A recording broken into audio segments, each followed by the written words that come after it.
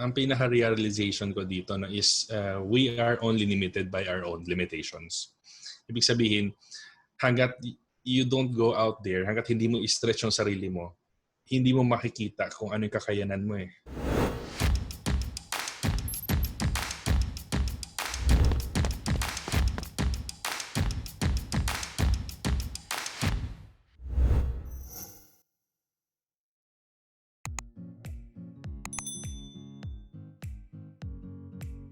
Hi everyone! Welcome back to this channel. With us right now is Karl Ipong.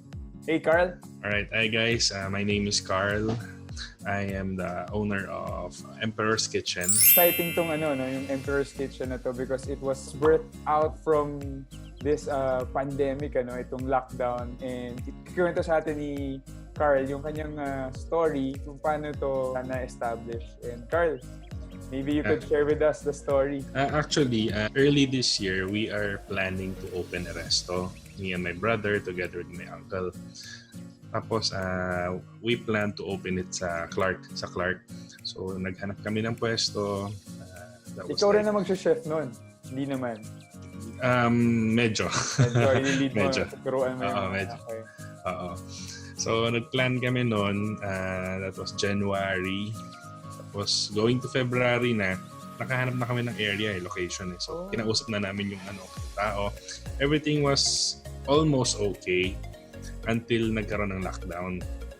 Ngayon, the nature of our business talaga before this one is garments manufacturing.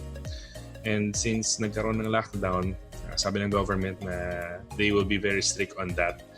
Kaya hindi na rin kami nagpapasok ng tao para ma-implement din natin on our end yung sinasabi ng government. So, while nung unang first few weeks, okay pa eh. Kasi meron ka pang cash eh, di ba? So, okay pa. So, parang naisip ko parang okay sana tong ganito, no? Kaso nga lang, hindi ito maganda. Kasi first 2 weeks, kaya mo pang i-sustain. But the coming weeks, paano na? Since walang cash flow, paano ka gagastos? Paano yung mga dailies mo? Paano yung mga pagkain mo and all that?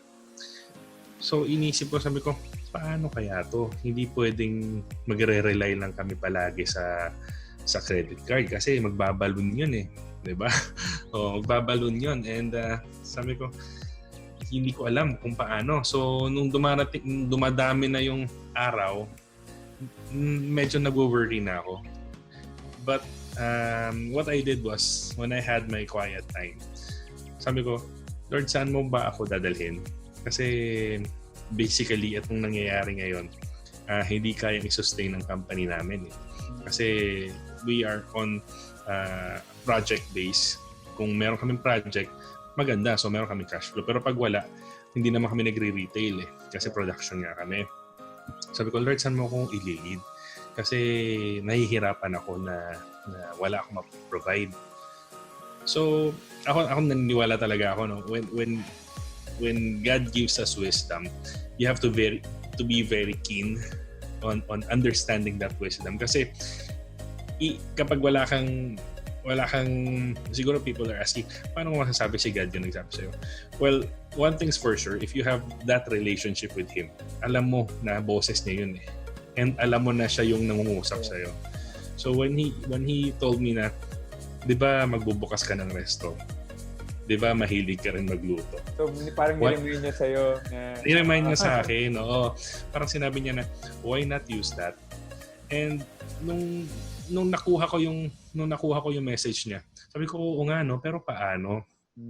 So as I was contemplating, na-remind ako dun sa mga sessions na ina-attend ko with sila Tito Bonnie sa The Market Project. Sabi nila no na if you want to start something, if you want to start up a business, you don't need malaking you don't need malaking puhunan eh. You start with what you have. And with the situation right now, what I have was my kitchen. And syempre, yung mga natitirang mga pinamili ko sa groceries and palengke. So sabi ko, oo nga no, pwede ko pala siguro tong simulan. So ginawa ko, I experimented with my menu, kung ano yung hindi ganun ka hassle gawin, and mababa yung inventory. Kasi ang direction ko kasi talaga is Chinese food. Chinese food, maraming ingredients yan eh. Tsaka maraming inventory yan. So sabi ko, Lord, tulungan niyo akong mag-generate ng isang menu na hindi masyadong marami ang gagawin. Kumbaga, yung it's going to be pantry safe, pandemic safe, ika nga. And then I was able to come up with this menu. Ngayon, parang na-remind lang ako, during those times, sabi ko, kapag ang tao hindi grounded kay Lord, hindi mo maiisip yung mga ganitong bagay. Kasi ang nagiging default ng tao is self-preservation. Mm-hmm. So we tend to preserve ourselves.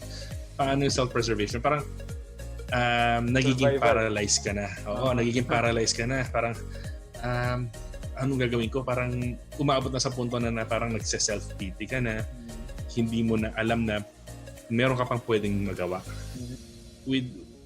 When you are grounded naman with Lord, with kay God, ang magiging default mo is siya eh. Pagka siya yung naging default mo, tendency niyan is you will be receiving wisdom kasi nga if you ask, He will give you eh. So, yun yung naging default ko kasi inisip ko, sabi ko, wala na akong malalapitan eh. Umaga, if you're a regular average person, wala na, dead na, kumbaga dead end na, game over na, di ba? But with God, kasi hindi mo siya talaga pwedeng i-limit eh. Kumbaga, He is unlimited, kumbaga. He will be the one who will provide to you the wisdom that you need. Naisip ko, sige, Lord, total, ikaw na rin naman nag-drop ng impression na yan sa akin. Gagawin ko na lang. Then again, if you obey, may obedience na nangyayari, may blessing na kasunod yan. So what I did was, kumbaga parang in-implement na namin. No? Sabi ko, sige, gawin natin ito, ganyan. And our direction is to sell it online. Doon nagkaroon ng idea yung wife ko na, why not gawin natin parang cloud kitchen? So for those of you na hindi alam yung cloud kitchen is also known as ghost kitchen or also known as ghost pantry. Ibig sabihin, it has been in practice na way back, pero hindi lang ganun ka nagsisurface up dahil mas nagsisurface yung mga restaurants. With cloud kitchen kasi, you have a small setup lang na kitchen, tapos you will just prepare your food there, and the main transaction that you have here is through the delivery lang. So sabi ng wife ko, sabi niya, nga no, parang cloud kitchen na rin. So inisip ko na, sabi ko, nga, baka dito na talaga ako nililid ni Lord, mag-cloud kitchen na lang muna tayo in the meantime. So we plan to launch it. Nung pinaplan pa lang namin, marami na nagme-message na, pwede na ba mag-order, ganyan. So sabi ko, nauna na si Lord sa atin. Kumbaga, nilid niya na yung mga tao para mag-order. So when we opened, the first 2 weeks was so dami yung order. Wow. As in, every day. Ikaw lahat nagluluto niyan?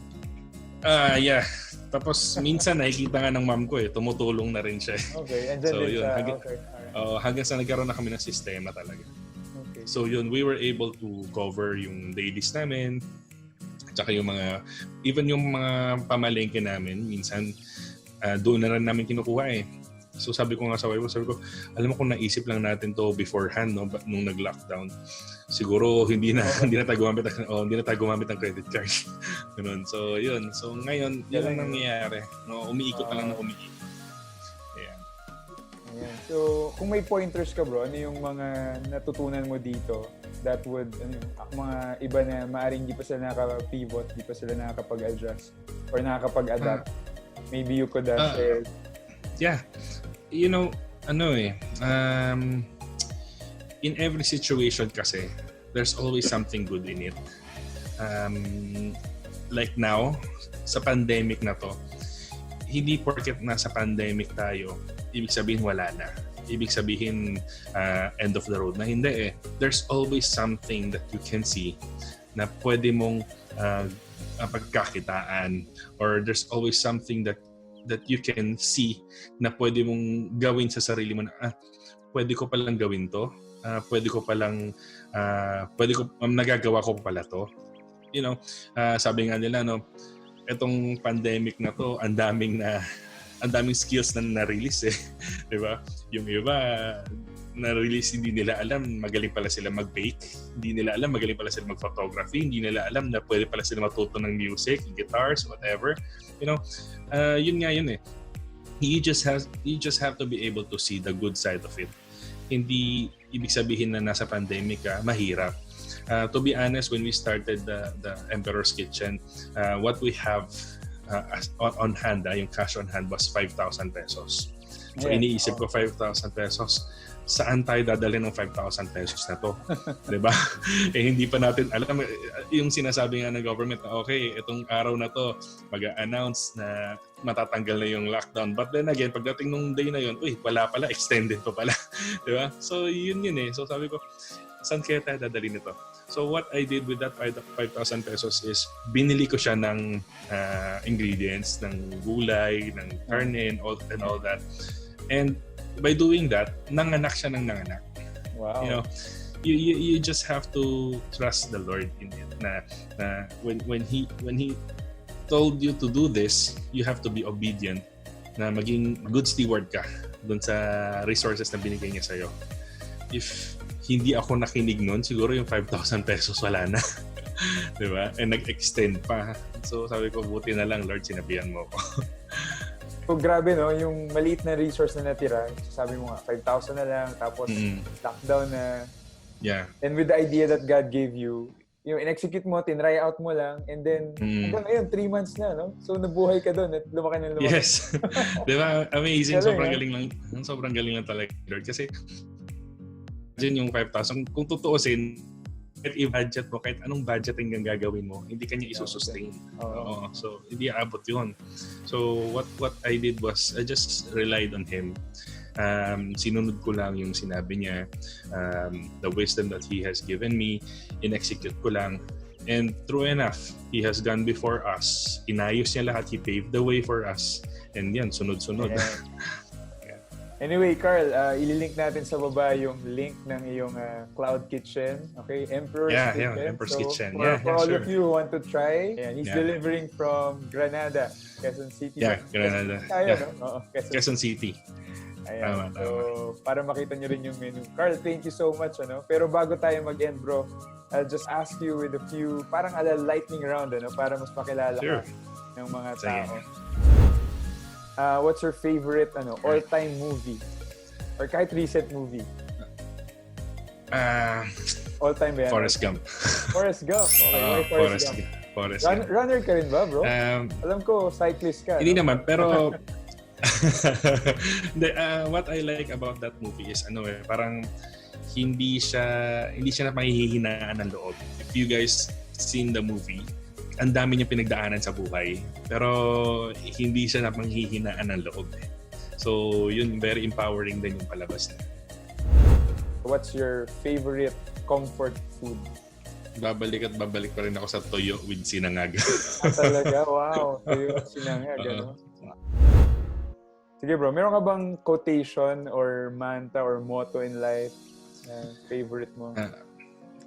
Palagi kong quotation or mantra in life is yung what doesn't kill you make you stronger. Yun. Lalo na. Oo. lalo na kapag 'di ba, like itong situation na to.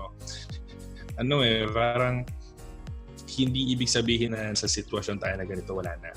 You have to always rely on God. Tapos as long as hindi ka pa nade-deads, may pag-asa pa. Kaya huwag mo unahan, Yes, tama. Okay. How about life hero mo or leader or someone na, alam mo yun, that you really look up to for inspiration? There's one person or two. Actually, marami. Pero I can give lima silang. Sige. Lima. Madali lang naman to sila, kasi these people applicable siya sa situation natin ngayon, this pandemic. Ito naman sila, they were highlighted during the Cold War sa US. Nung bagsak yung economy ng US, these 5 people stood up And sila yung tinatawag na the men who build America. Like si Henry Ford, he built the automobile na hindi naman mahal, sakto lang, middle class can own it.